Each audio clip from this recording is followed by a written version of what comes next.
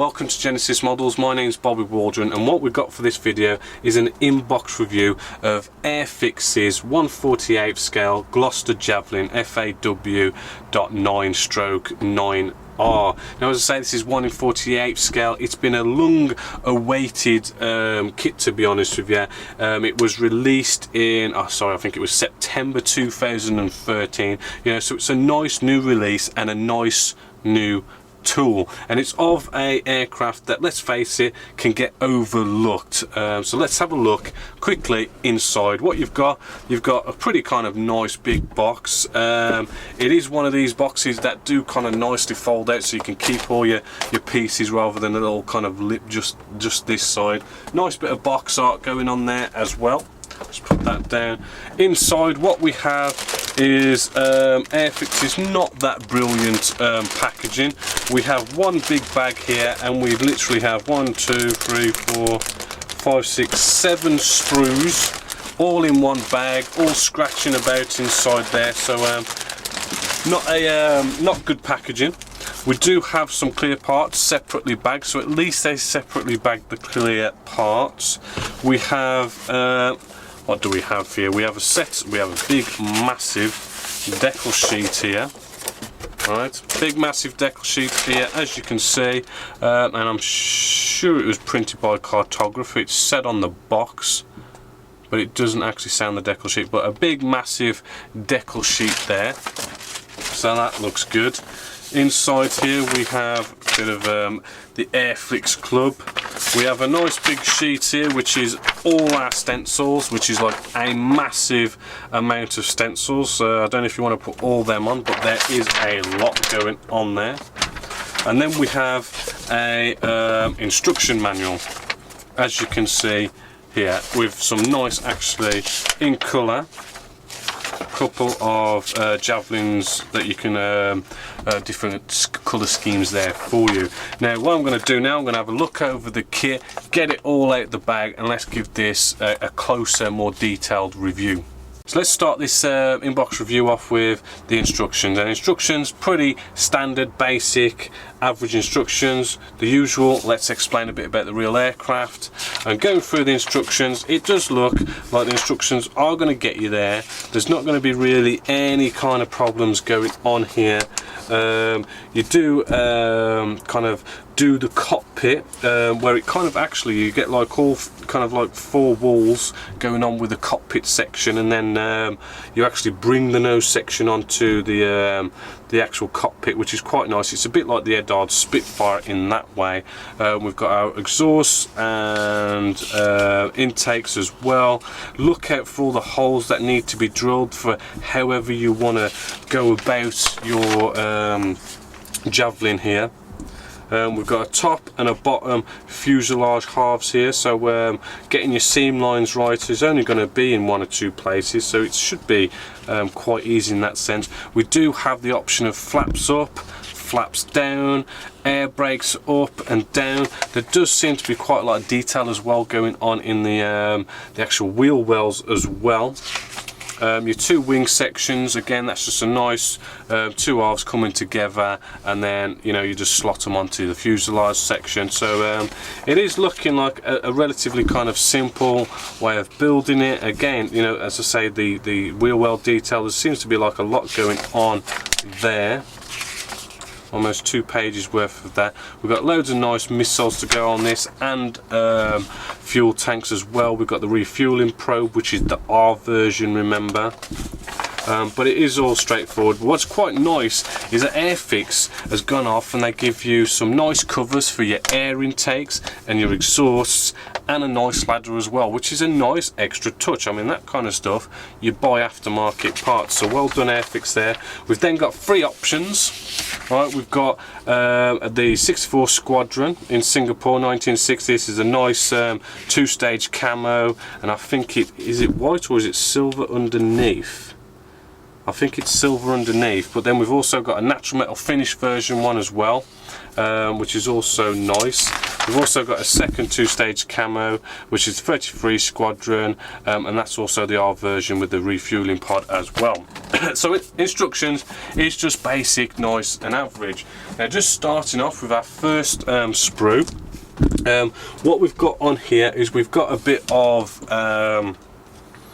wheel well detail just to get you started. First impressions of the kit, it's very crisp, very new because it is a new tool. Typical Airfix, a bit kind of on the chunky side, but as you can see we've got some nice detail going on inside there, nice recessed panel lines. Right, we've got our missiles as well, they're looking quite nice. We've got a bit more internal wheel well detail there. That's looking rather nicely detailed. We've got our, I think these are the exhausts or the air intake, sorry, one of them. But we do have ejector pin marks inside there. They are kind of light, but there's 4 in each. So, you know, if you want to get them all nice, that's going to take a bit of doing, but a nice start there. Moving along, we've got some wheel wells here. I mean, there's a bit of detail going on in there, but somehow I feel like they could do with some like wires and stuff to kind of liven that up a bit more, but not bad for standard. We do have some wheel well doors here, which sadly, if we tip them up, we do have ejector pin marks in there, which you know, you're going to have to get rid of if you want to sort them out. But then, you know, we do have wheel well doors here which actually don't have ejector pin marks and do actually look rather nice. This piece here actually came off the sprue and is in actually the box, and that is just down to packaging. We've got a bit of exhaust detail here. Hopefully, as you can see, it's looking rather nice, not too bad. And there's another sprue. Moving on to the next, now we get to look at some surface detail. We've got our actual wing section here, and actually I think you'll agree, this surface detail is actually rather nice. Let's see if we can get a bit more light in maybe. Hopefully, as you can see, the recessed panel line detail and recessed rivet detail is looking very, very sharp, crisp. It is just virtually almost perfect. Maybe looks a little bit big and slightly maybe out of scale maybe. I do kind of feel maybe you could do with a few more rivets on there, but actually I mean it is just very, very sharp, very, very crisp. The surface detail does feel very smooth. Also inside our air brakes here as well, we've got lots of nice detail going on inside there, so hopefully if that fits all nicely, I mean that is going to look very, very nice. So there's another sprue. Moving along to our fuselage. Our fuselage, again, you know, same kind of surface detail going on there. Hopefully, as you can see, when it does actually wrap around that 90-degree angle where some molds will kind of fade off, we do have the detail still there. It hasn't really faded off, which is also very nice. Again, very nice and smooth. We've got some more internal detail here as well for our cockpit detail, which is looking to be, you know, nicely above average for out of the box. I'm not seeing any kind of nasty warp or sink marks going on here. I mean, it is looking all nicely molded. Again, we've got some more of our top wing surface detail going on here. Hopefully, as you can see, with all these nice little lumps and bumps, which I have seen the decals, and the decals do kind of line up with these lumps and bumps. I think they do have like nice little holes for them to go into, which is nice, so you don't have to get all that modelling, the Declan solutions to conform around it.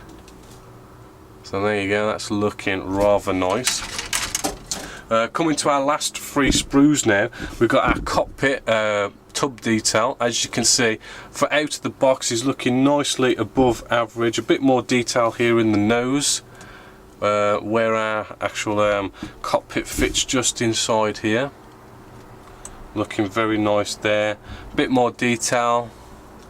As you can see, surface detail looking nice.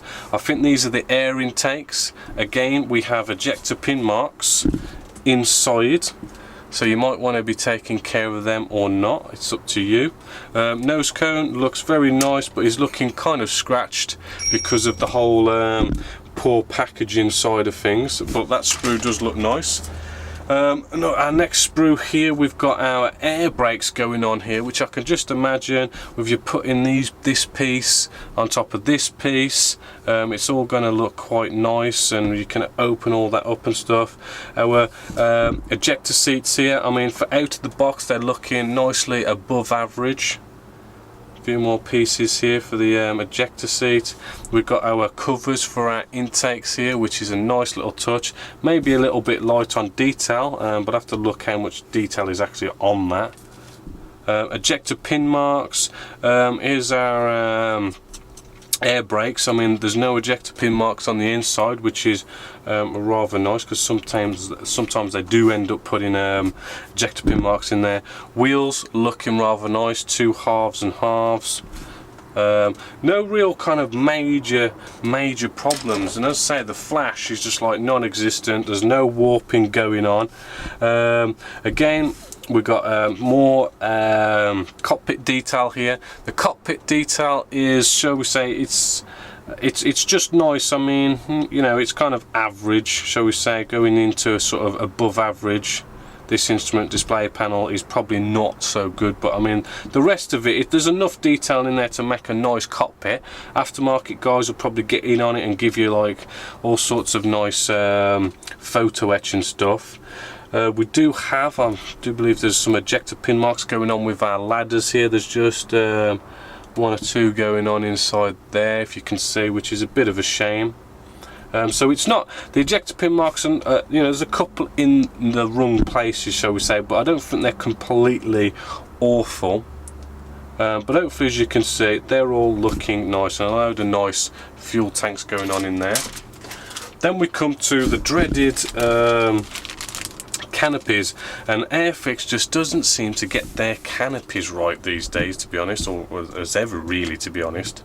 But anyway, I mean, looking at these canopy glass, I mean, it does look nice and shiny, but then on closer inspection you'll see, and I don't know if you're going to see it, but I can see that we've got some scratching going on the actual canopies here, and that is down to its scratching in the box, because it's all loose. It might be separately bagged, but the packaging is just rubbish really from Airfix, and we do have some nasty scratches. In fact, I can actually feel one with my nail just there, and that's probably going to take a bit to take out.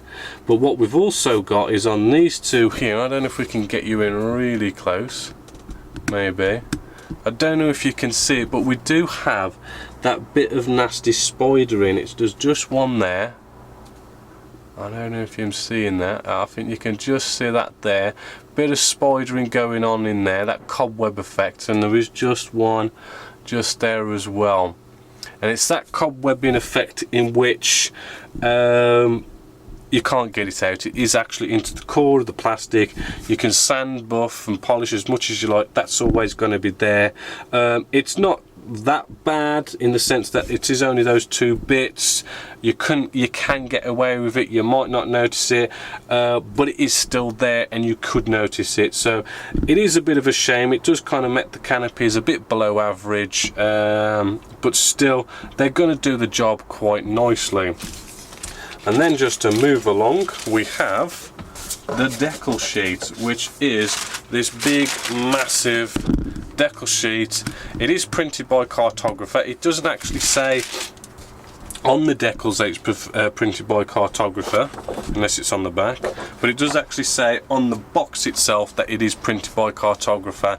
And hopefully, as you can see, we have this nice bit of detail going on here. It's looking kind of nice and matte, and as you can see, we've got our markings separately placed as well on the decal sheet, and then we've got all these nice stencils going on, and they've nicely spaced them out as well, which is kind of nice, so that you can get to them easier.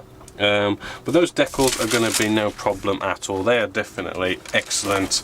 We've got our stencil sheet here, which is get it the right way around.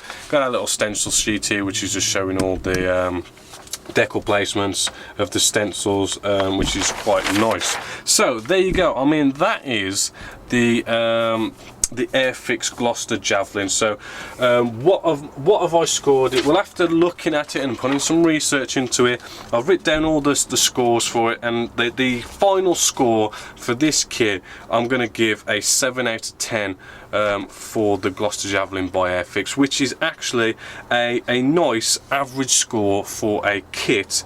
It is, if it hit the 8, it would be going into a nice above average kit, so it's just shy of being above average kit for modelling. But because it's just a nice average kit, you know, you're not really going to have any problems with this.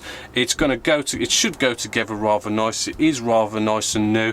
It isn't quite up there, shall we say, as being a real nice Hasegawa, Edard, Tamiya kind of kit, but you know, it's going to just nicely be a nice standard kit to build. The parts in which this kit let itself down, sadly, was the packaging. I couldn't really score that very high because it was poor packaging. The cost of it, to be honest with you, I mean, the cost of this kit is £50, which I think them just kind of going, they're just asking for maybe just a bit too much. I mean, maybe knock off £10 would be a bit more of a fairer price, but I just can't help feel that they're just pushing this kit a little bit too much. And the other one was the canopy. I had to score it badly on the canopy because of, as you've just seen in the review. But of note, the decals, good score in there, and you know, no flash. Cockpit details quite good. Warping, sink marks, ejector pin marks, you know, surface detail really good. The kit options, you know, you get lots of options for flaps, up, down, 3 different sets of markings, nice couple of weapons and everything. It was just really those 3 points of cost, packaging and canopy that's let this kit down. So there you go. I mean, there's your inbox review, there's your scoring. It's going to be a nice standard average kind of kit, but it's, you know, it should look really nice. So I hope you've enjoyed that inbox review and the new scoring system that we just started doing here at Genesis Models. So until the next inbox review, my name's Bobby Waldron, and I hope you've enjoyed.